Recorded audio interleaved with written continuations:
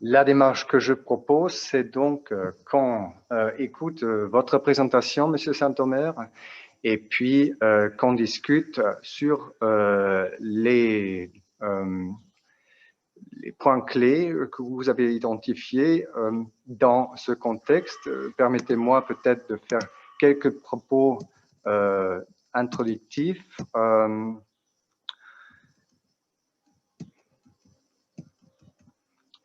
Comme j'ai dit, cette rencontre virtuelle est la deuxième partie d'un événement hybride que notre institut, l'Institut franco-allemand, a organisé ce week-end à Berlin en coopération avec l'International Alumni Center de la Fondation Robert Bosch. Et hier, dans la première partie, nous avons eu l'occasion de rencontrer 3 personnes de différents bords qui s'engagent pleinement dans et pour la participation citoyenne. On y reviendra donc dans la discussion.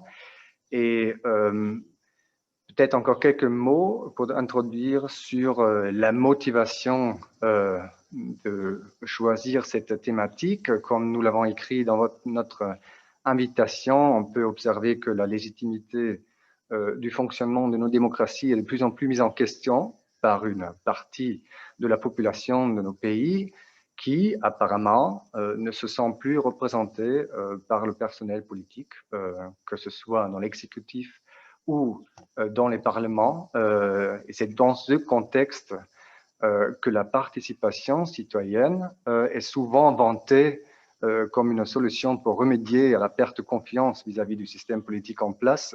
Et l'idée, en fait, c'est de donner une voix aux citoyennes et citoyens de tous horizons, notamment celles et ceux qui se sont éloignés des institutions, en les associant à la formation de l'opinion publique. Mais il y a un certain nombre de questions qui sont liées, notamment la question quelles conditions doivent être réunies pour que ces consultations fonctionnent vraiment, quel outil choisir pour consulter les citoyennes et citoyens, sur quel sujet, un sujet plutôt vaste ou très très concret. Il y a toutes les possibilités, mais bien sûr, il faut toujours adapter les processus. On verra ça dans la discussion. Et puis, évidemment, à quelle échelle locale, on a déjà beaucoup d'expérience depuis une trentaine d'années, puis régionale, puis nationale, c'est une expérience plus récente, et puis même européenne avec la conférence d'avenir sur l'Union européenne qui est en train de se dérouler. Alors voilà, le cadre en quelques mots pour discuter aujourd'hui avec vous, Monsieur Saint-Omer. Vous êtes professeur de sciences politiques à l'Université Paris 8 et au Centre de recherche sociologique et politique de Paris, et actuellement donc chercheur invité à la Maison française d'Oxford et membre associé du Nuffield College et du Department of Politics and International Relations.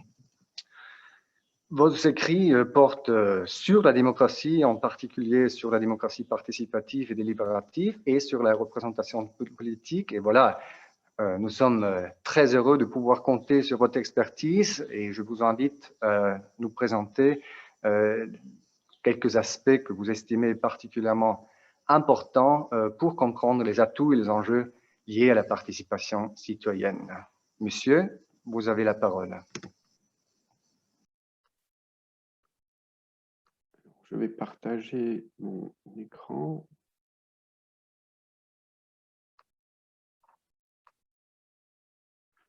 Voilà. Alors, tout d'abord, vous m'entendez bien tout d'abord, merci de cette invitation. Je voudrais, avant que nous abordions peut-être l'ensemble des questions, ou une bonne partie des questions que vous avez posées dans votre introduction, donner quelques points, 3 ou 4 points qui me semblent importants pour cadrer la dite discussion. Mon premier point, c'est que la crise de défiance que nous traversons aujourd'hui, qui est inégale selon les pays, c'est moins fort en Allemagne par rapport à la France, c'est moins fort par rapport à l'Italie, mais elle touche tous les pays de façon forte, est une crise structurelle. Vous prenez la baisse de la confiance dans la première démocratie occidentale, les États-Unis, Elle est tendanciellement tout à fait significative. Prenez, vous le connaissez mieux que moi, le reflux du nombre d'adhérents des deux principaux partis allemands, le pays ayant inventé le parti de masse, elle est tout aussi significative. Et si on prenait les 50 plus grands partis européens, on aurait une tendance similaire. Et le premier point que je voudrais souligner, c'est que pour moi, en fait, cela nous amène à voir différemment les décennies de stabilité politique et économique qui ont suivi la Seconde Guerre mondiale. On pensait que c'était la normalité de l'évolution historique et puis la normalité en termes de modèle à partir duquel juger les autres pays, les autres régions du monde et le passé européen lui-même. Et peut-être que maintenant, il faut se dire que c'était une exception, que c'était un moment de stabilité qui était possible à certaines conditions. L'Europe, l'Amérique du Nord au centre du monde, pas de problème à se poser en termes de développement et de répercussions de ce développement pour la planète, des partis de masse qui réussissaient à faire adhérer la population au système politique officiel. Et peut-être que la normalité démocratique, c'est plutôt l'Amérique latine. Des pays qui ont été républicains pendant longtemps, des gouvernements représentatifs sur 2 siècles, mais qui sont peu légitimes, parcourus de problèmes de contestation lorsqu'il y a des élections serrées. On a vu qu'aux États-Unis, ça pouvait arriver aussi. Des coups d'État réguliers. Peut-être que c'est ça la normalité, en fait, et que nous avons intérêt à avoir l'expérience des démocraties occidentales après la Seconde Guerre mondiale comme quelque chose d'important, comme un repère, mais un repère parmi d'autres, et pas la normalité. Et que du coup, le changement dans lequel nous sommes aujourd'hui est un changement épocal, et que tout est possible d'une certaine manière, et qu'en tout cas, il est très peu probable que nous continuions à rester avec le même système, avec des nuances. Donc ça, c'est ma première thèse, si vous voulez. Je voudrais faire une deuxième thèse pour différencier 2 vagues de mini-publics participatifs et délibératifs, comme vous avez pu les évoquer hier. Face à cette crise globale et structurelle de la démocratie représentative, il y a eu des expériences de participation. Et parmi elles, je voudrais me pencher davantage sur ce type-là de participation, des mini-publics tirés au sort, qui représentent un microcosme de la cité et qui, théoriquement, peuvent délibérer dans des conditions presque idéales. Ça ne date pas d'hier, puisque c'est à partir des années 70 du siècle passé que ces processus se sont développés, avec des vagues parallèles aux États-Unis, en Allemagne, plus tard au Danemark. Mais cette première vague de mini-publics tirés au sort, dans les faits, sinon dans l'esprit de ses inventeurs, c'était l'idée d'avoir une opinion publique éclairée qui complémente la démocratie représentative. Une opinion publique éclairée, plus éclairée que l'opinion publique en général, parce qu'on lui donnait des moyens de délibération presque idéales, mais en même temps une opinion éclairée parce que des simples citoyens, dans leur diversité, étaient censés pouvoir avoir une opinion fondée tout autant que les politiques. Alors, ce n'était pas la première fois que le tirage au sort avait été utilisé dans l'histoire, il a été utilisé massivement en Grèce, dans les républiques médiévales et de l'époque moderne, mais la caractéristique de ces mini-publics contemporains, de cette première vague, c'est qu'ils se basaient tous sur un échantillon représentatif. L'idée qu'on a, si on tire au sort avec une stratification des quotas, un microcosme de la cité, que c'est lié à la délibération, que cela n'a de valeur que si l'on donne à ces citoyens un matériel informatif, des conditions de débat contradictoires, une animation de la discussion qui ressemble un petit peu à la situation idéale de communication qu'évoquait le philosophe Habermas, et donc c'est intrinsèquement lié. Il s'agit du coup d'une démocratie délibérative, mais ça restait finalement une niche. On a ça en Allemagne, par exemple, depuis les années 70. il y a eu des centaines de jurys citoyens qui ont, Kanonzellen et maintenant Bürgerräte, qui ont été organisés, mais ils n'ont pas fondamentalement transformé la logique politique. Donc c'était censé être l'opinion que le peuple pourrait avoir s'il se rassemblait à cet effet et pouvait discuter dans des conditions presque idéales. Je crois que l'idée fondamentale a bien été énoncée par James Fishkin, un des fondateurs de ces expériences, qui dit prenez un échantillon national représentatif de l'électorat, rassemblez ces personnes venues de tout le pays dans un même lieu, plongez cet échantillon dans le thème en question avec un matériel informatif soigneusement équilibré, des discussions intensives en petits groupes, la possibilité d'auditionner des experts et des responsables politiques ayant des opinions opposées, à l'issue de plusieurs jours de travail en face à face, sonder les participants de façon détaillée. Le résultat offre une représentation du jugement éclairé du public. Les sondages classiques ne représentent qu'une agrégation statistique d'impressions vagues, formées la plupart du temps sans connaître réellement les argumentaires contradictoires en compétition. Les sondages délibératifs veulent permettre de savoir ce que le public penserait s'il avait véritablement l'opportunité d'étudier le sujet débattu. Donc, grosso modo, jusqu'au début des années 2000, c'est ce type-là de mini-public délibératif qui est organisé. Ce type continue d'être organisé, mais, et c'est la troisième thèse que je voudrais défendre, il a aujourd'hui été intégré à une vague plus diversifiée, que l'on pourrait dire une vague de mini-publics dotés de pouvoir, empowered, comme disent nos collègues anglais. Il y a eu depuis maintenant, ça se développe au fur et à mesure que la crise de la démocratie représentative s'approfondit. On peut citer de gauche à droite l'Assemblée citoyenne sur la loi électorale en Colombie-Britannique, le sondage délibératif intégré à la Constitution en Mongolie, l'Assemblée citoyenne islandaise au moment de la crise de 2008-2009, la Convention citoyenne pour le climat français, et puis cette coopération qui semblait presque impossible il y a quelques années entre des partisans de la démocratie directe et de l'initiative citoyenne et des partisans de la démocratie délibérative, l'Allemagne n'en étant qu'un exemple.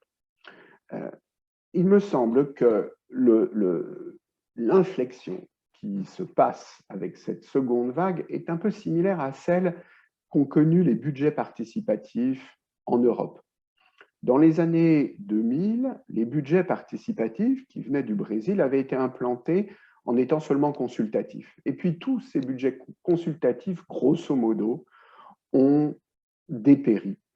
Et aujourd'hui, alors qu'il y a une seconde vague de budgets participatifs en Europe, qui est assez forte, tous ceux qui se développent ont une capacité décisionnelle ou codécisionnelle, plus ou moins forte, plus ou moins réelle, portant sur des montants plus ou moins importants.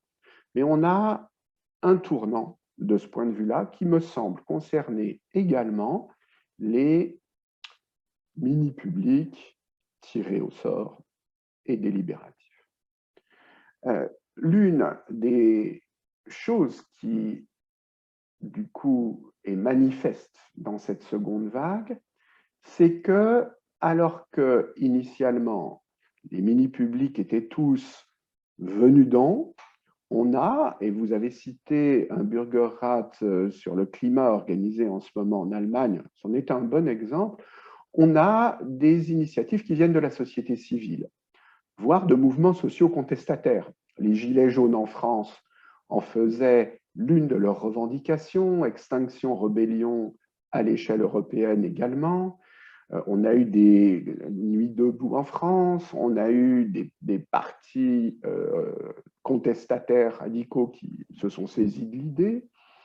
Et l'idée forte derrière, c'est de dire que finalement, c'est plus démocratique que l'élection. Donc, c'est une démocratie alternative ou complémentaire, mais complémentaire se présentant comme un second pilier démocratique aux côtés de l'élection et non plus simplement comme un supplément d'âme, une opinion publique éclairée, parce qu'un certain pouvoir est donné à ces mini-publics.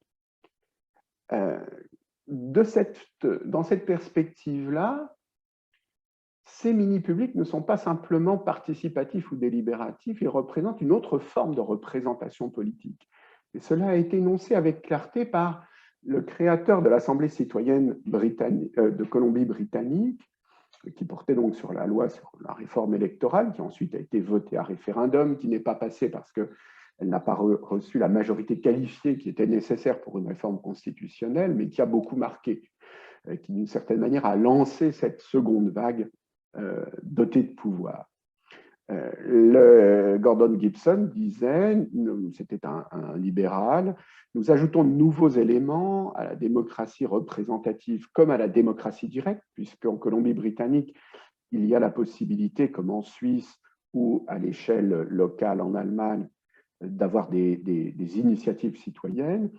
Ces nouveaux éléments diffèrent dans les détails, mais ont tous une chose en commun, ils ajoutent au mélange un nouveau type de représentants, différent de ceux que nous élisons. L'idée de la démocratie délibérative consiste essentiellement à introduire l'intérêt public représenté par des panels aléatoires en tant que troisième force suffisamment musclée.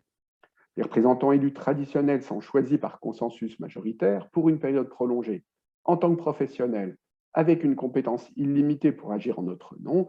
Les nouveaux représentants dont nous parlons sont choisis au hasard pour une courte durée en tant que citoyens ordinaires et pour des objectifs précis et limités.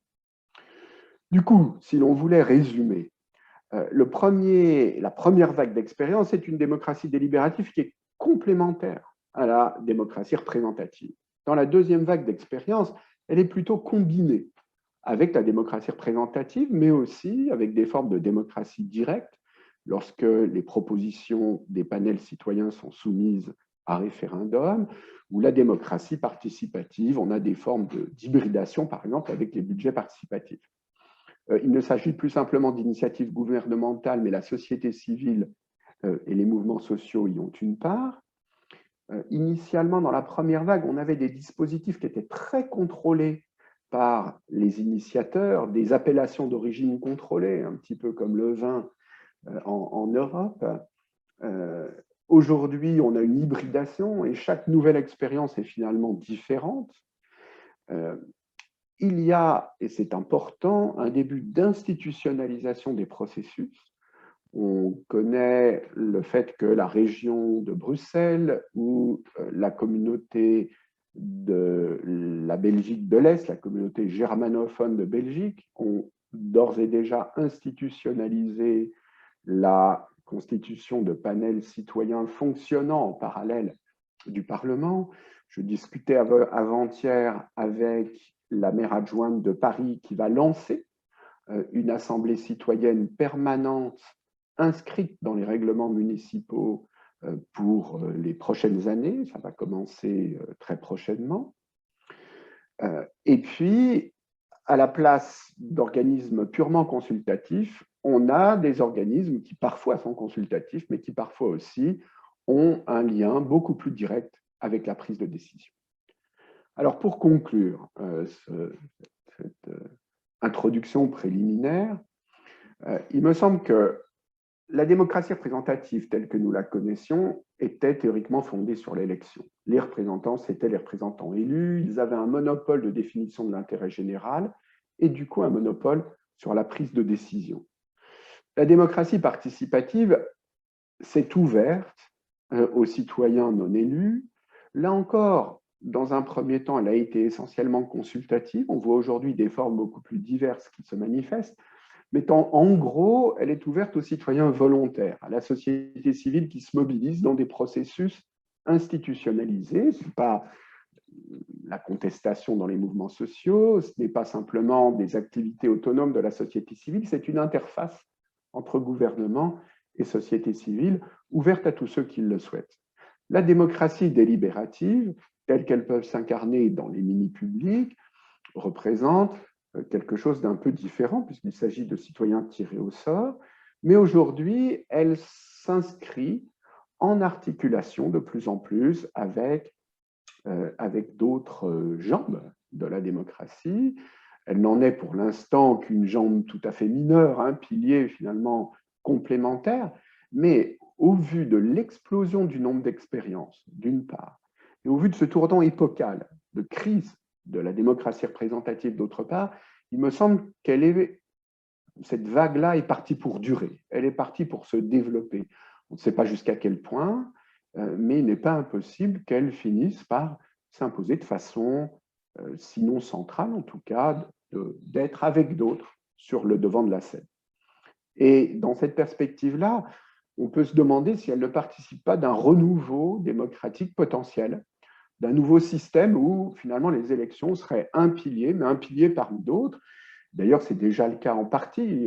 Les élections sont un des piliers de la démocratie, mais aux côtés de l'état de droit et de la justice, aux côtés de formes de gouvernance qui incluent des acteurs privés, finalement, on aurait le développement de ces instruments-là qui constitueraient une autre jambe du système démocratique.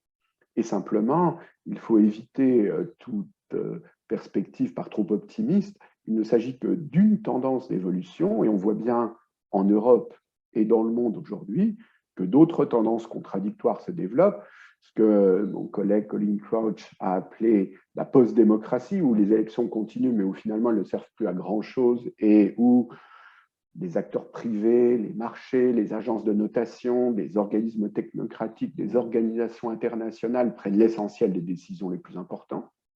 Et puis les tendances autoritaires que nous observons aujourd'hui dans l'Est européen, nous l'avions aussi observé en Italie, peut-être demain en France également, et il ne faut pas sous-estimer l'importance de ces tendances aux États-Unis sous l'ère Trump.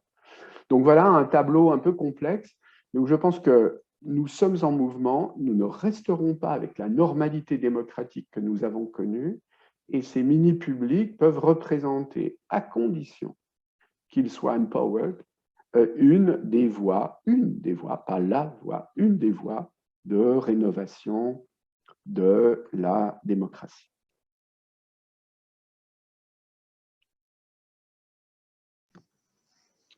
Merci beaucoup, monsieur, pour ces propos très intéressants qui donnent un bon cadre pour notre discussion. Hier aussi, on a eu la possibilité de parler de ces évolutions qu'on peut observer.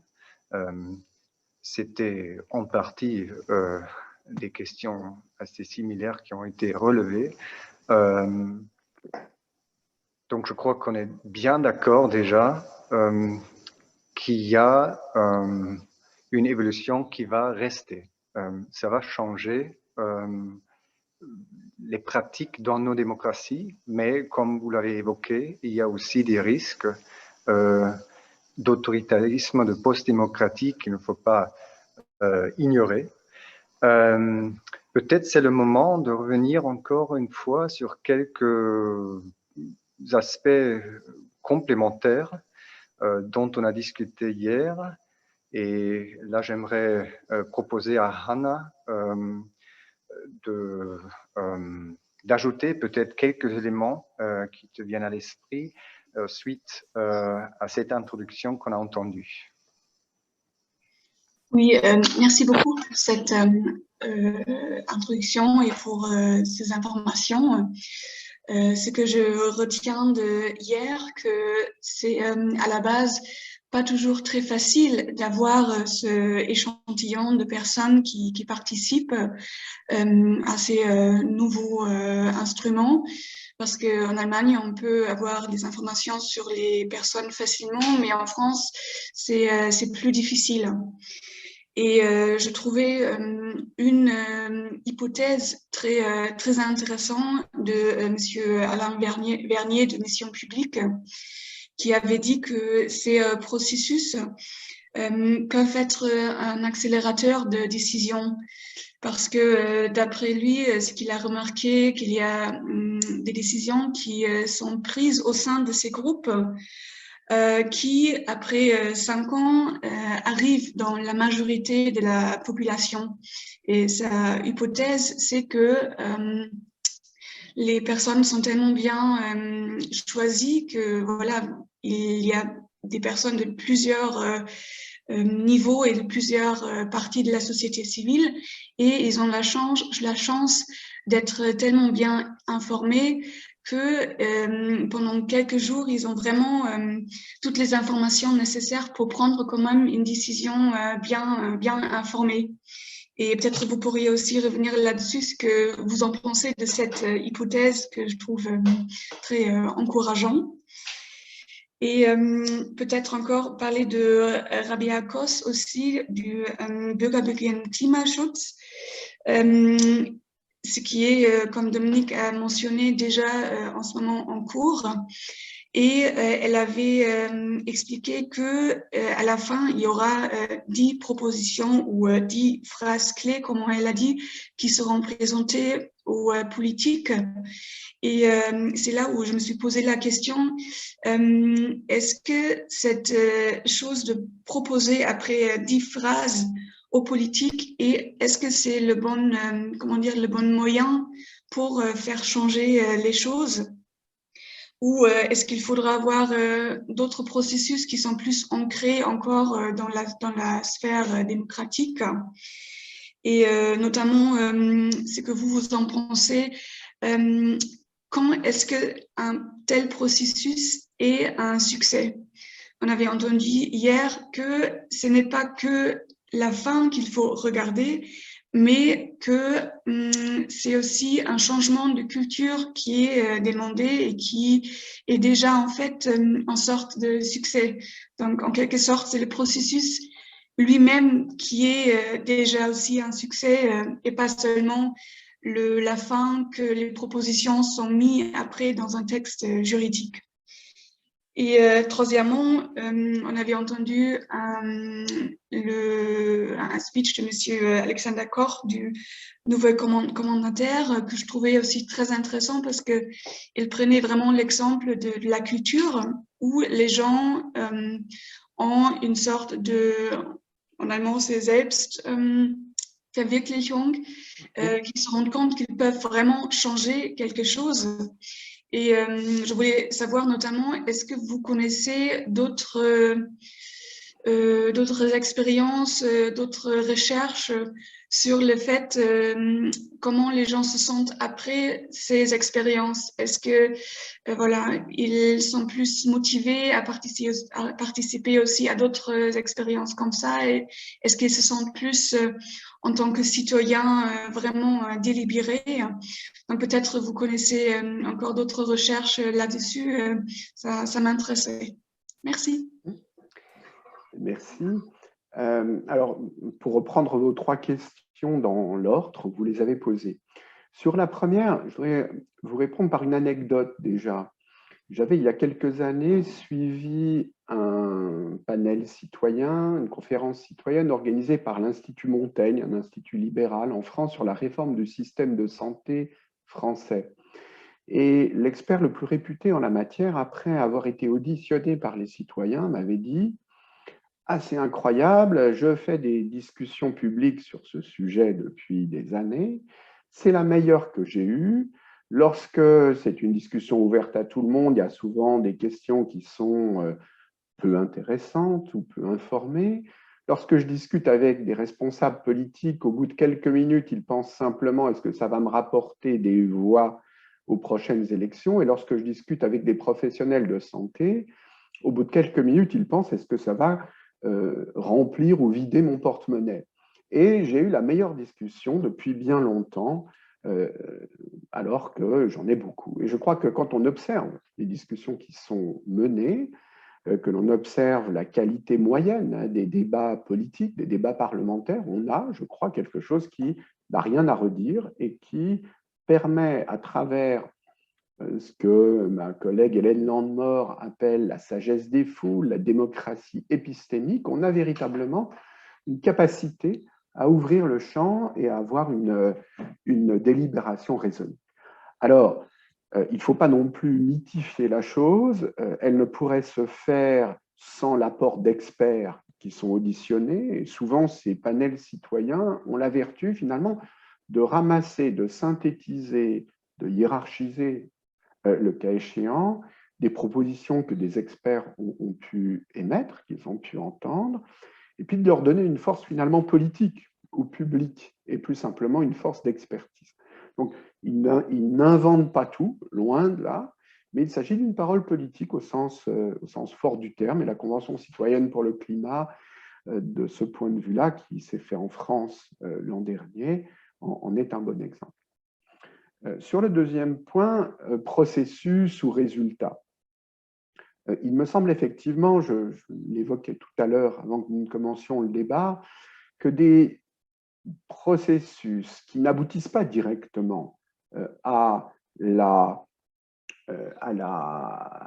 prise de décision peuvent être cependant extrêmement importants pour contribuer à changer la culture, la façon dont on se représente la démocratie, la capacité de reconnaître que des citoyens ordinaires placés dans des bonnes conditions ont la capacité de contribuer de façon positive, constructive, nouvelle, originale à la discussion et à la prise de décision publique. Donc, je pense effectivement que c'est le cas et que, par exemple, le G1000 organisé par la société civile en Belgique il y a bien des années et qui n'avait rien donné, entre guillemets, en termes concrets de politique publique dans l'immédiat, a en même temps largement contribué à ce que la Belgique aujourd'hui soit le pays qui a été le plus loin dans l'institutionnalisation de dispositifs participatifs de ce genre, à la fois dans la région de Bruxelles et puis dans la communauté germanophone de Belgique. Donc oui, c'est vrai. Il faut cependant préciser, et c'était une des thèses que je voulais défendre, si ces expériences se répètent dans la durée, voire sont institutionnalisées, en étant simplement consultatives, ça n'ira pas loin. Je ne pense pas que ça rétablira la confiance politique. Je ne pense pas que ça aura une importance réelle sur l'état de nos démocraties. Parce que les démocraties que nous connaissons sont parcourues par des tensions, des intérêts, des valeurs contradictoires qui sont exprimées aussi par les partis politiques, et que pour dépasser les obstacles, prenez le cas du climat, c'est tout à fait évident, l'ampleur du défi climatique va faire des perdants et des gagnants, va nous obliger tous à faire des choix douloureux. Pour réussir à avancer dans cette perspective-là, des simples propositions ne sont pas suffisantes. Et sinon, on en reste à ce que j'ai appelé la première vague des dispositifs participatifs. Je pense qu'elle retombera et qu'elle s'étiolera. Et que c'est seulement s'il y a une capacité d'institutionnaliser ces processus, de leur donner un certain pouvoir de codécision ou de décision, de les lier plus étroitement, par exemple avec la démocratie directe, que nous réussirons à avancer. La troisième question sur la Selbstverwirklichung est, je crois, également importante. Elle est cependant à relativiser. Elle est à relativiser pourquoi? S'il s'agit simplement d'un processus sur un week-end ou 2 week-ends, ce que l'on constate, c'est que même si les citoyens trouvent ça super intéressant sur le moment, un an plus tard, les effets ne sont pas très clairs. Surtout si c'est un processus, disons, en laboratoire, quelque chose qui n'a pas directement débouché sur de la prise de décision. Et par rapport au changement que peut provoquer chez des simples citoyens l'engagement dans une association de façon durable, dans un mouvement social important, finalement, ces expériences ne sont pas particulièrement fructueuses. Il en va de façon différente lorsque ce sont des expériences qui se répètent sur un temps plus long, comme la Convention citoyenne pour le climat français, et des expériences qui, par leur poids dans la discussion et la prise de décision politique, ont un enjeu fort. Et là, on voit des transformations. Par exemple, pour cet exemple que je connais mieux, puisque je l'ai suivi d'un peu plus près, des 150 citoyens qui ont participé à la Convention citoyenne pour le climat en France, 15 aujourd'hui se présentent sur des listes aux élections régionales et départementales en France.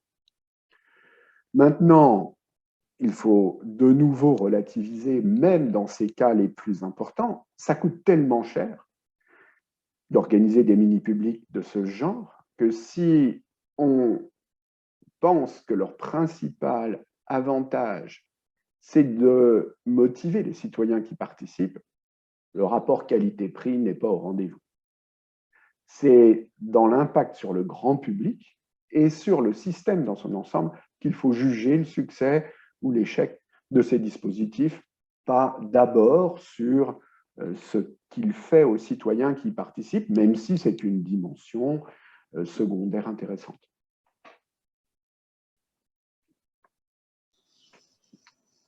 Merci. Pour enchaîner sur ces derniers points, alors, on connaît l'issue de la Convention citoyenne pour le climat en France. Quand on parle de la gestion des attentes, on pourrait dire c'était un exercice assez difficile, peut-être même raté. Ça m'intéresserait d'avoir votre avis là-dessus parce que il y avait donc ce propos du président qu'il va donner sans filtre les résultats dans le processus démocratique, dans les institutions, ce qui a créé des attentes énormes, à mon avis, et qui ne peut pas remplir maintenant, ce qui a créé la frustration parmi notamment les 150 participants de la Convention citoyenne pour le climat. Peut-être plus difficile à juger comment la réception est dans le grand public maintenant. Est-ce que dans les sondages, les Français diraient que c'était un bon exercice qu'il faut répéter, ou est-ce qu'il y a plutôt l'idée que c'était un exercice raté parce que, en effet, en fin de compte, les points proposés par les citoyens n'ont pas été suffisamment repris par la politique? Alors, on peut revenir rapidement sur cette convention citoyenne. Le contexte, c'est un contexte où on a un gouvernement déstabilisé par le mouvement des Gilets jaunes, qui organise un grand débat qui est purement consultatif, mal conçu, qui n'aboutit à rien, sauf à déplacer l'attention sur quelque chose d'autre que ce mouvement des Gilets jaunes. Mais à peine, à peine fini ce grand débat, quelques mois plus tard, il y a de nouveau un grand mouvement de protestation sociale sur la réforme des retraites. Donc, une situation difficile pour le gouvernement. Et après le grand débat, le président de la République, pour sortir par le haut, décide de prendre l'une des revendications des Gilets jaunes, l'Assemblée citoyenne, de refuser par contre l'initiative citoyenne à la Suisse, disons. Il se lance là-dedans, il dit sans filtre, il n'est absolument pas préparé, ne connaît que très peu finalement le processus, il n'a pas d'équipe pour l'organiser, tout ça se fait un petit peu dans l'improvisation. Le Premier ministre est contre cette idée, il y a une cohabitation entre le président et le Premier ministre qui, dans les coulisses, s'affrontent sur la question. Le gouvernement pense initialement qu'il ne sortira rien de très important de cette convention, que ce sera des bons principes qui pourront donc être transmis sans filtre. Et puis il se retrouve avec des choses beaucoup plus précises et beaucoup plus ambitieuses. Les différents groupes d'intérêt, par exemple l'aviation, pensent la même chose, donc du coup ne participent pas vraiment activement, voient des seconds couteaux participer, et puis se rend compte à la fin de la convention qu'il s'agit de quelque chose de beaucoup plus ambitieux et sérieux qu'ils ne le pensaient. Les parlementaires, on pourrait dire la même chose, et du coup, au bout du compte, on aboutit à cette situation où le sans filtre n'est plus sans filtre et où il y a un détricotage important des propositions et un mécontentement très majoritaire parmi les citoyens qui ont participé. Est-ce que c'est un échec? Est-ce que c'est un succès? Si l'on regarde simplement l'aboutissement des propositions, c'est un échec. Grosso modo, les propositions étaient relativement cohérentes, plus ambitieuses que celles qu'avaient adoptées les gouvernements et les parlements au cours des 20 années précédentes. Mais comme elles sont détricotées, on aboutit à quelque chose qui représente un petit pas en avant, mais qui n'est pas à la hauteur des enjeux. Et en même temps, ce qui est intéressant, je crois, c'est que ce processus et les mesures proposées par la Convention deviennent un point de référence, une norme, en fonction de laquelle une majorité de citoyens et de citoyennes peuvent critiquer l'action gouvernementale, les partis politiques, le jeu des lobbies. Et donc, cet échec est un échec à court terme, mais il me semble qu'à moyen terme, c'est un succès dont la pérennité n'est évidemment pas assurée, tout dépendra de ce qui se passera dans les années prochaines, mais qui donne d'une certaine manière la jauge de ce qu'il faudrait faire. Et c'est perçu comme cela. Donc, il y a deux leçons possibles qu'on peut tirer. La première leçon, c'est le président de la République a été trop ambitieux. Il n'aurait pas dû dire sans filtre. Il aurait dû dire ça sera seulement consultatif. Je pense que c'est la fausse leçon à tirer, car, je le redis, si ça reste purement consultatif et que ça n'a pas d'effet sur les politiques publiques, ce ne sera qu'une réformette qui n'aura pas de pérennité. La deuxième leçon, c'est de dire la prochaine fois, il faudra faire mieux, entre guillemets, et se donner les conditions pour que le sans filtre, entre guillemets, peut-être avec une ampleur restreinte sur les propositions possibles, puisse véritablement se transformer en prise de décision.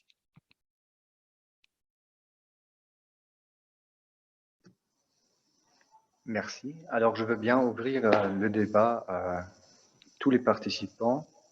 S'il y a des questions, il suffit de lever la main, d'allumer le micro et puis de poser la question, si vous voulez.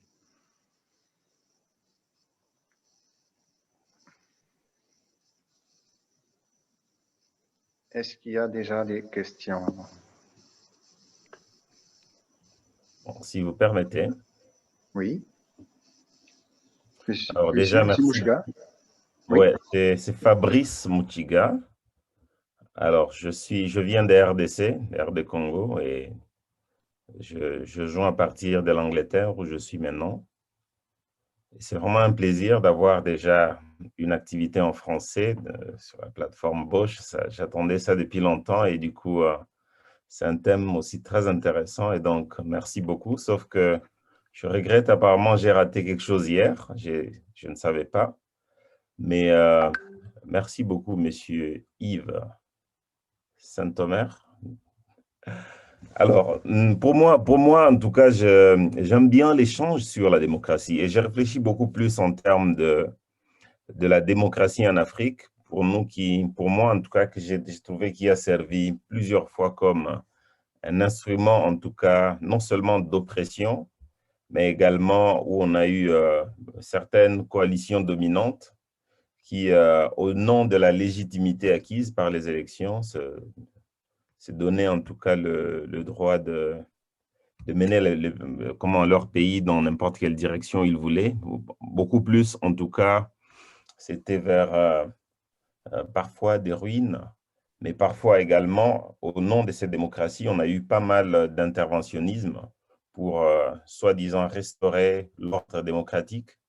Et comme pour dire, la démocratie, c'est ce système là-bas qui vous permet en tout cas d'avancer, qui vous permet d'avoir la paix. Il y a beaucoup, en tout cas, d'éléments qui sont vendus au nom de cette démocratie. Et ça, c'est pour montrer également combien c'est un système, bien sûr, qui marche. Mais il y a un élément toujours, en tout cas, qui manque. Et cet élément, pour moi, c'est ces autres systèmes, bien sûr, qui ne sont pas démocratiques et qui ne sont pas forcément mauvais. Et comme le système,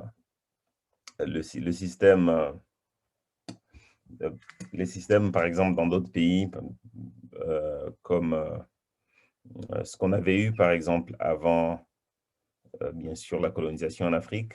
Mais je veux plus parler également de ce qu'on voit aujourd'hui, la Chine, qui est plus, en tout cas, dans le communisme. Certainement, il y a beaucoup de choses, en tout cas, leur reprocher, mais l'effet qui est une sorte d'unique voie, tu vois, qui tend vers la démocratie, ça devient un souci. Mais ma question, peut-être, pour être aussi très direct, ce serait de savoir qu'est-ce que vous direz à ceux qui pensent, bien sûr, qu'aujourd'hui, on a une démocratie qui manque plus d'efficacité à favoriser une croissance au profit de tous. Et allant, par exemple, surtout dans des périodes de crise, on a eu avoir des pays parce qu'on devait consulter, on devait aller ça et là, à gauche, à droite. Ça a pris beaucoup de temps pour donner des réponses, surtout par exemple en Europe. Ça a pris beaucoup de temps, par exemple, pour se mettre ensemble, revenir, par exemple, travailler sur le vaccin et tout. Et deuxièmement aussi, que diriez-vous de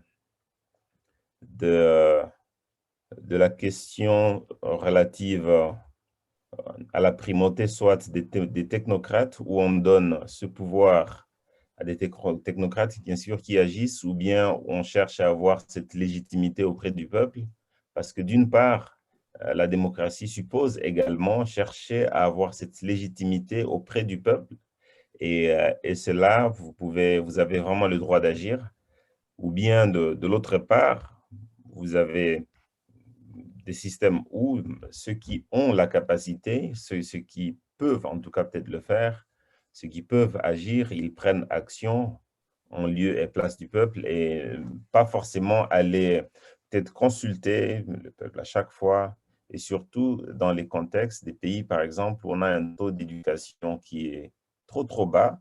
J'imagine, par exemple, si on devait aller dans des pays où on a un taux d'éducation qui est en dessous de on a plus de 50-60% qui n'ont pas accès à l'éducation et amener un système, on doit consulter. En temps de crise, par exemple, la crise de la Covid, on a vu ce que ça a donné, par exemple, l'ère Trump nous en a enseigné beaucoup. Donc, ça peut être vraiment catastrophique si on arrive à toujours aller chercher cette légitimité auprès du peuple. Très rapidement, c'est cela. Merci bien. Merci. Pour vous répondre, je crois que le bilan que l'on peut faire aujourd'hui de l'implantation de systèmes démocratiques formellement à l'occidental dans des pays du Sud, notamment en Afrique, dans la grande vague qui a suivi la chute du mur de Berlin, que c'est globalement un échec. C'est globalement un échec pour deux raisons. La première, c'est que ça aboutit au-delà du mécanisme formel de l'élection au gouvernement des élites par les élites et pour les élites, pour reprendre en inversant la fameuse formule d'Abraham Lincoln. Et puis, parce que cela aboutit à des systèmes qui n'étaient pas stables, fondamentalement, en tout cas qui souvent étaient instables, et qui n'étaient pas plus efficaces, loin de là, que des systèmes plus autoritaires. Et donc, il me semble que l'occasion a été perdue d'expérimenter d'autres formes de démocratie qui ne se réduisent pas à la copie du modèle occidental. Et je crois que nous allons payer cher dans les années à venir, nous l'avons déjà payé, mais nous allons payer cher cette bifurcation, cette mauvaise bifurcation historique. Il est certain que par rapport à cette situation-là, et la crise du Covid l'a montré, les régimes démocratiques, y compris occidentaux, ne font pas forcément mieux que les régimes autoritaires. Finalement, les pays qui ont pu être véritablement efficaces, c'est des pays à la fois des pays démocratiques et des pays autoritaires, la Chine, l'Australie ou la Nouvelle-Zélande. Je vis actuellement, moi aussi, dans un pays, l'Angleterre, qui a par habitant eu 2 fois plus de morts que l'Allemagne et 100 fois plus ou 500 fois plus que la Nouvelle-Zélande ou l'Australie. Et pourtant, grosso modo, il ne se passe rien. C'est-à-dire que le gouvernement en place, et d'ailleurs l'opposition qui n'était pas beaucoup plus efficace, sont toujours en place. Il n'y a pas eu de accountability, de responsabilité. Comparativement, d'ailleurs, les Chinois ont beaucoup plus sanctionné les responsables. Des milliers de responsables ont été sanctionnés, y compris le gouverneur de la province du Hubei, qui correspondrait à un dirigeant politique d'un pays occidental. Et donc, quand on est démocrate, et c'est mon cas, pour se dire qu'une voie démocratique peut représenter une alternative à d'autres voies non démocratiques, ou en tout cas peu démocratiques, moins démocratiques, je crois que c'est un approfondissement, une transformation de la démocratie qui est nécessaire, d'une ampleur forte. Pensons à la démocratie du XXe siècle, ce n'était pas celle du XIXe. Il y a eu le suffrage universel, masculin d'abord, puis le suffrage universel tout court. Il y a eu l'État social, il y a eu ces grands partis de masse qui ont pu être dirigés contre l'État démocratique, mais qui ensuite, après la Deuxième Guerre mondiale, l'ont soutenu. C'est des choses qui transforment complètement les gouvernements représentatifs. Et aujourd'hui, je pense que nous avons besoin de choses de cette ampleur-là, de transformations de très grande ampleur, que sinon nous allons au vent de catastrophes ou en tout cas de moments difficiles.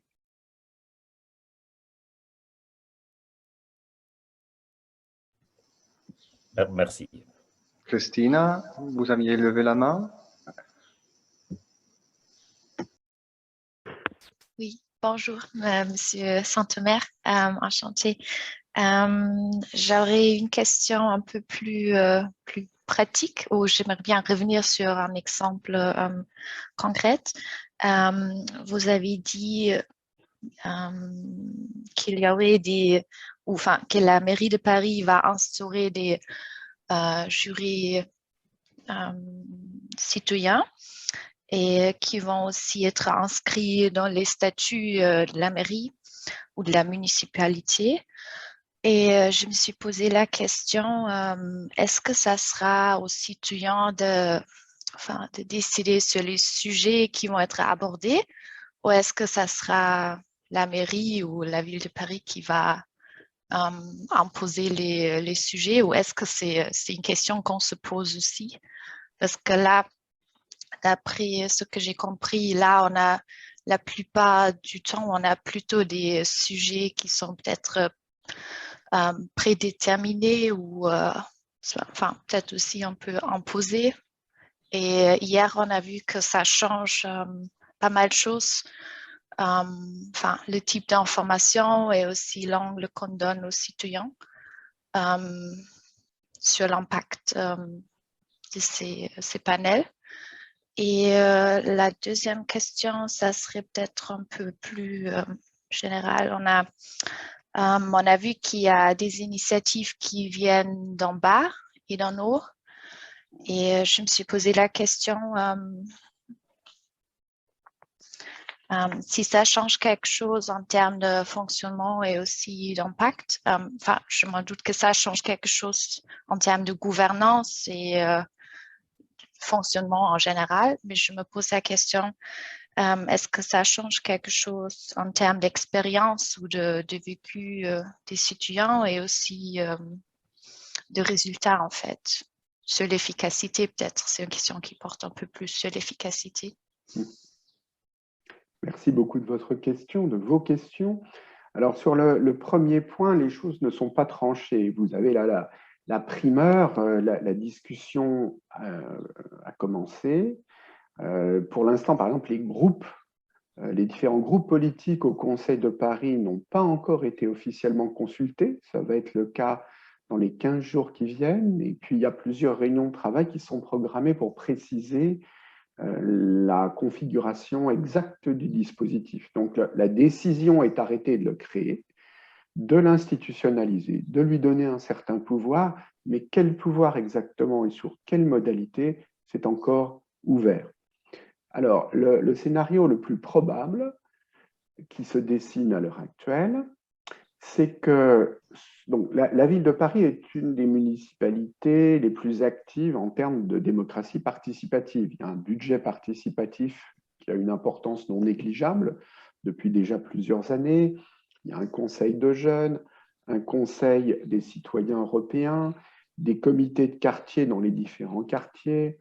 Donc, on a toute une série de dispositifs institutionnels qui souvent, d'après la mairie elle-même, ne sont pas, à part le budget participatif, c'est quelque chose qui là est décisionnel, donc qui aboutit véritablement. Mais les autres instances participatives ont souvent l'impression que leurs propositions n'aboutissent pas. Et donc, il y a un mécontentement par rapport au fonctionnement actuel de la participation à Paris. Et donc, l'idée de la maire et de la maire adjointe à la participation, c'est de créer une instance, une assemblée citoyenne permanente qui se ferait l'écho des demandes citoyennes auprès du Conseil de Paris et qui pourrait proposer des motions qui seraient en définitive votées ou non par le Conseil de Paris, mais qui auraient non pas des vœux, non pas des souhaits, non pas une opinion, mais une force de proposition. Et donc, par exemple, un conseil de quartier propose ceci ou cela, n'est pas écouté, il peut le soumettre à l'Assemblée citoyenne qui elle-même, si elle le juge légitime, au nom de l'intérêt général des Parisiens, va pouvoir proposer un règlement en ce sens au Conseil de Paris. Jusqu'où ça peut aller, les choses sont encore ouvertes et en discussion. Est-ce que, par exemple, des grandes décisions de la mairie de Paris pourraient également être concernées et modifiées par cette assemblée citoyenne? Pour l'instant, ce n'est pas sûr. C'est une discussion à la fois en interne dans la municipalité et puis qui va se dérouler avec les différents groupes politiques, les groupes de la société civile parisienne. Donc, ce n'est pas encore tranché. Mais il y a une vraie volonté politique de donner une visibilité et un pouvoir nettement supérieur à celui des instances participatives hors budget participatif à cette nouvelle instance, d'en faire en quelque sorte une marque de la municipalité et du nouveau mandat d'Anne Hidalgo à Paris. Sur votre deuxième question, rappelez-moi, excusez-moi, j'ai perdu le fil. Vous avez expliqué qu'il y a des initiatives qui viennent d'en oui, bas et d'en très bien, haut. voilà. Alors, il me semble en fait que ce qui, du point de vue des participants, ce qui change le plus, c'est pas tellement ça vient d'en haut ou si ça vient d'en bas, c'est si on sent un enjeu fort ou un enjeu modéré. En général, les participants, quand c'est bien organisé, c'est le cas la plupart des fois, les participants se prennent au jeu et ressortent satisfaits de ce qui s'est déroulé. Mais d'une certaine manière, on pourrait dire qu'ils se prennent au jeu comme on peut, si on n'est pas un passionné des cartes, on peut se passionner une soirée pour un jeu de cartes, et puis le lendemain, on passe à autre chose. Par contre, ce qui marque beaucoup plus, c'est quand il y a un vrai enjeu. Le vrai enjeu, il peut venir du bas. Le G1000 que j'évoquais en Belgique, il venait du bas, mais en même temps, c'était un moment où il n'y avait plus de gouvernement en Belgique depuis plusieurs centaines de jours, où la question de la division du pays était posée, et où du coup, ça a été perçu comme un engagement fort, et ça a beaucoup marqué les participants. De la même manière, la Convention citoyenne pour le climat, qui venait du haut pourtant, mais qui a été sous les feux de la rampe médiatique, politique, où les citoyens avaient l'impression que ce qu'ils allaient dire pouvait transformer la politique de l'État français et de la France à l'égard du changement climatique. Ils se sont pris au jeu beaucoup. Et là, du coup, c'est plus simplement comme de faire un jeu de cartes le soir, c'est de faire quelque chose qui vous transforme. Et je crois que c'est ça qui est important, c'est que ça soit plus simplement finalement une expérience parmi d'autres, sans lendemain et sans beaucoup de conséquences. Ok, merci. Ça revient un peu à ce que Antoine disait hier. Il parlait de urgency et agency comme les deux facteurs clés du succès des panels citoyens. Donc, si j'ai bien compris, vous êtes d'accord? Alors, je ne sais pas exactement ce qu'il disait, et qu'est-ce qu'il entendait par ces deux termes. Ce qui est sûr, c'est que Mission Publique fait partie des quelques bureaux d'études à l'échelle européenne qui sont les plus sérieux, les plus forts dans l'organisation de ces mini-publics. Simplement, et c'est normal, ils sont des prestataires de services. Et donc, ce ne sont pas eux qui décident du cadre politique et de l'importance politique de ce qu'ils vont ensuite concrètement animer.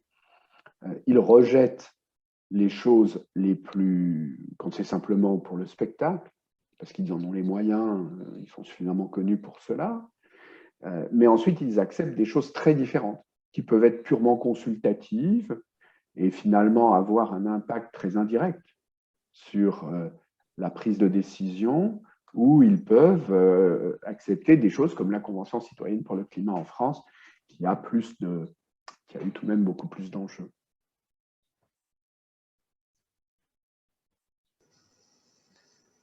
Oui, peut-être pour revenir encore une fois sur ce rôle, ce pouvoir, cette responsabilité des organisateurs des consultations publiques. Là, on a aussi discuté hier que c'est une grande responsabilité et qui a bien sûr aussi des possibilités de fortement influencer les discussions, soit par l'animation, soit par le choix des experts qui sont consultés. Il n'y a pas de baguette magique pour voilà, décider de la bonne manière de faire dérouler ces consultations publiques. Mais là, est-ce que vous avez un avis sur ce rôle des organisateurs qui est absolument crucial pour que les consultations ne soient pas un échec et auraient aussi une certaine légitimité? Il est clair que sans des animateurs comme mission publique, tout cela n'est pas possible, tout simplement. Alors, on peut avoir des organismes qui forment en interne pour avoir des choses du même type, mais en tout cas, le rôle est tout à fait fondamental. Théoriquement, dans le choix des experts, devrait intervenir, dans l'idéal, un comité de gouvernance pluraliste qui permet d'équilibrer des débats contradictoires et des expertises contradictoires et diversifiées. Théoriquement, c'est aussi à l'instance, qu'elle soit venue de la société civile, que ce soit une fondation comme la Fondation Bosch, que ce soit une autorité publique, c'est à l'instance qui lance le processus d'en définir la portée. Mais en fait, on voit bien que souvent beaucoup de marge est laissée à ces opérateurs, à ces facilitateurs, surtout lorsque l'autorité ou l'instance qui lance le processus n'a pas les idées claires sur ce qu'elle veut. Pour vous donner des exemples concrets, est-ce qu'il faut favoriser des consensus sur tous les sujets ou est-ce qu'il est préférable, sur certains sujets au moins, de dégager des majorités et des minorités? On peut défendre l'une ou l'autre des perspectives et sans doute, selon les contextes, l'une ou l'autre sont défendables. Mais il est rare que les autorités publiques qui lancent des processus ou que les mouvements citoyens qui lancent des processus aient une idée là-dessus. Et du coup, cette question tout à fait décisive va être tranchée par les animateurs. Et dans la culture d'une organisation comme Mission Publique, il y a plus le consensus que le vote. Ça ne veut pas dire qu'ils sont incapables de le faire, mais disons, tendanciellement, c'est moins leur modèle. De la même manière, est-ce qu'on va citer, sous quelle manière, les minorités? Est-ce qu'on va les citer comme des paroles ou est-ce qu'on va les citer comme des groupes minoritaires? Est-ce que l'on va est-ce que l'on va mettre en place de façon standard, on a à la fois des débats en assemblée générale et puis des débats en petits groupes? Est-ce qu'il y aura des animateurs pour chacun des petits groupes ou pas? Alors, il y a une question financière, mais pas simplement. On peut aussi former des gens à devenir des animateurs. Ce n'est pas les mêmes personnes qui prennent la parole spontanément devant 110 personnes, devant 20 personnes et devant 7 personnes. Des personnes qui ont un peu de réticence à parler devant 110 personnes vont s'avérer parfois extrêmement productives dans un petit groupe de 7 personnes. Et inversement, des gens qui ont une facilité à prendre la parole devant 110 personnes vont être finalement un peu marginaux dans des petits groupes. Comment on organise la discussion vraiment concrètement? Il est exceptionnel que les commanditaires aient une idée là-dessus. Et donc, c'est ces gens-là, ces missions publiques et les gens qui travaillent de cette manière-là qui vont décider. Et mine de rien, ces décisions de coulisses sont capitales, sont cruciales.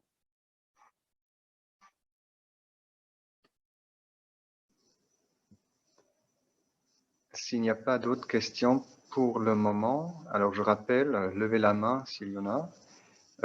J'aimerais, pour conclure, ouvrir le cadre au-delà des pays, des nations, et peut-être finir sur cette conférence d'avenir qui est en train de se dérouler dans l'Union européenne depuis le 9 mai, le jour de l'Europe. C'est quelque chose qui ressemble un peu au grand débat en France, parce que tout le monde est appelé à se prononcer sur n'importe quelle thématique. Bon, il y en a 9, je crois, mais il y a une 10e qui dit c'est ouvert pour toutes les thématiques. Donc, tout le monde a la possibilité de contribuer sur la plateforme qui a été mise en place. Et puis, il y aura aussi des panels citoyens qui sont en train d'être préparés dans 4 villes européennes. Et tout ça devra être mis ensemble pour présenter des résultats. Dans quelle manière, on ne sait pas encore trop. On sait très bien qu'il y avait beaucoup de disputes entre les institutions européennes, entre les États membres de l'Union européenne. Donc, on a cette configuration maintenant. Qu'est-ce que ça va produire? On ne sait pas pour le moment, mais quand même, on sait comment l'initiative a été née et comment le processus devrait se dérouler. Et là, j'aimerais avoir votre avis sur cette initiative qui revient aussi en partie au président Emmanuel Macron, mais qui, pour des raisons qu'on connaît bien, voudrait bien avoir des résultats dès le printemps 2022, pendant la présidence de la France. Voilà. Alors, il y a évidemment des agendas politiques qui sont à l'œuvre, celui du président Macron, mais d'autres aussi, d'autres dirigeants européens. J'ai eu l'occasion de suivre la progression de l'initiative de cette future convention, enfin de cette, pas non plus future, de cette convention et des futurs panels citoyens à travers un forum qui se réunit régulièrement virtuellement à l'Institut européen de Florence et où certains des initiateurs de cette convention sont intervenus à plusieurs reprises. On voit bien que pour l'instant, les choses ne sont pas fixées, que tout est possible finalement, depuis quelque chose qui est purement consultatif et qui n'aboutit pas à grand-chose. La Convention pour le futur de l'Europe elle-même et a fortiori les panels citoyens qui devraient se produire dans les villes européennes et envoyer des représentants dans la Convention elle-même, mais les envoyer avec un décalage temporel, donc quelle sera leur véritable influence, là n'est pas clair. Donc ça peut aller de quelque chose qui finalement ne produit rien à quelque chose qui a une importance au moins symbolique et politique et qui finalement transforme le débat public et le débat des décideurs sur le futur de l'Europe. Je crois que personne ne peut dire aujourd'hui ce qu'il en sera. En tout cas, moi, je n'en suis pas capable. Et les interlocuteurs avec lesquels j'ai pu discuter n'en étaient pas capables non plus. Alors, on peut prendre cela, en français, on dit le verre à moitié vide ou à moitié plein. Les initiateurs disent c'est tout de même la première fois en Europe que des panels citoyens vont se voir donner cette importance-là. Et donc, c'est quelque chose qui est, disons, à un moment particulier qui peut contribuer à relancer la dynamique européenne, la convention pour le futur de l'Europe en général, et puis l'apport des panels citoyens en particulier. On peut penser que après des années difficiles où l'Europe n'a pas été à la hauteur des enjeux, en tout cas aurait pu faire mieux, on peut se demander si ce n'est pas une occasion loupée de faire quelque chose de plus ambitieux. J'avoue que je n'ai pas une opinion bien tranchée sur le sujet, que finalement c'est peut-être le résultat qui, a posteriori, justifiera le pessimisme des uns ou l'optimisme des autres.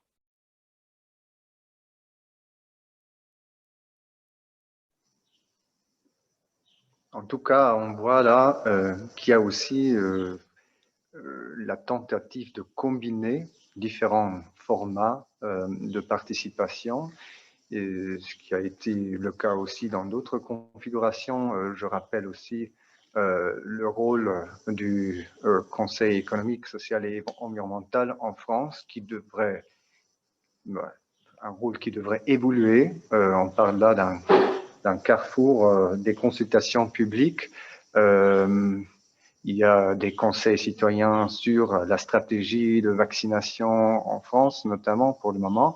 Donc vraiment l'essai d'institutionnaliser les consultations publiques, d'avoir une institution qui peut gérer d'une certaine manière les différentes formes de participation citoyenne. Donc là, est-ce que vous pensez que c'est déjà une étape pour mieux ancrer la participation citoyenne dans le pays? Oui, tout à fait.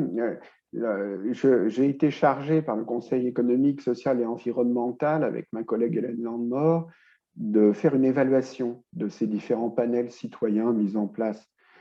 Donc, le Conseil économique, social et environnemental est un organisme qu'on pourrait appeler néocorporatiste, où les différentes forces organisées de la société civile sont représentées, mais qui n'a qu'une valeur consultative, même si elle devrait être un peu plus forte normalement avec la nouvelle réforme.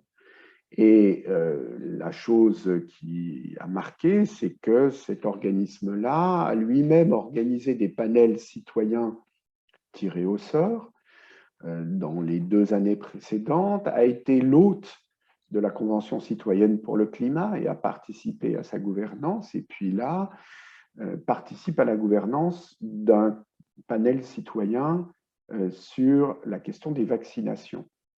Et finalement, je laisse de côté la Convention citoyenne pour le climat, qui était un petit peu différente et dont j'ai déjà parlé.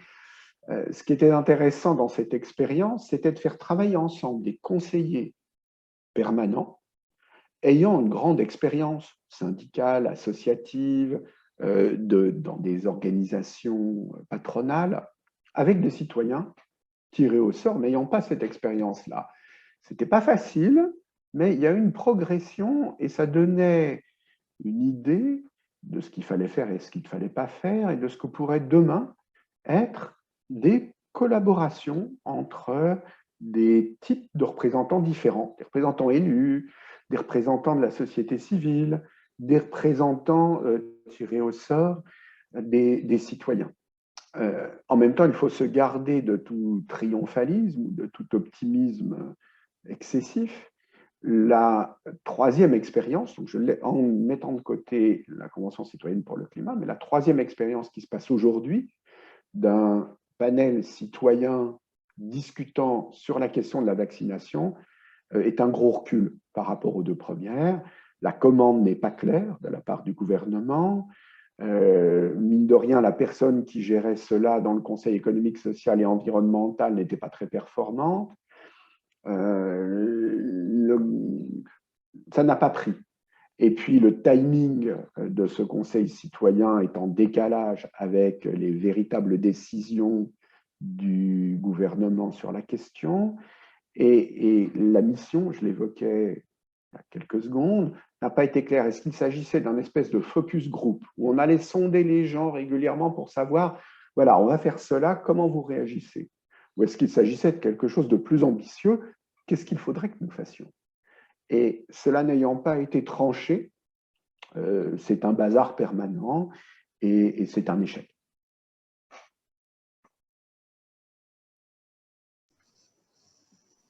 Alors, on s'approche de midi déjà, ça vient vite. S'il n'y a plus de questions,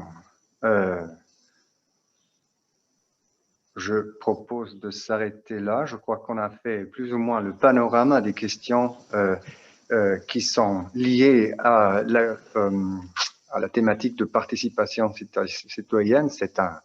C'est un sujet passionnant qui va sans doute nous accompagner dans les prochaines années. On peut espérer que ces nouveaux formats vont vraiment le remporter sur des tendances d'autoritarisme ou de post-démocratie. Il y a de bons exemples et je crois que la discussion a aussi montré que ce n'est pas seulement les résultats, mais c'est vraiment le processus qui a une certaine importance dans ce contexte-là. Donc, on va voir ce que ça donne, on va voir comment les initiatives en place et ceux qui vont naître dans l'avenir vont s'imposer ou pas. Merci en tout cas à tous les participants à cette discussion, notamment à vous, Monsieur Saint-Omer, d'avoir pris le temps pour discuter avec ce cercle restreint, mais fort intéressé, avec de très bonnes questions qu'on a eues aujourd'hui. J'espère qu'on pourra de nouveau se retrouver pour discuter de cette question dans l'avenir. Merci encore une fois à tout le monde et je conclure donc cette discussion. À bientôt et je vous souhaite tous un... Ah, excuse-moi. Ce sont les applaudissements, très bien. Donc, merci encore et bon week-end à tout le monde. Merci de cette discussion. Au revoir. Merci, au revoir.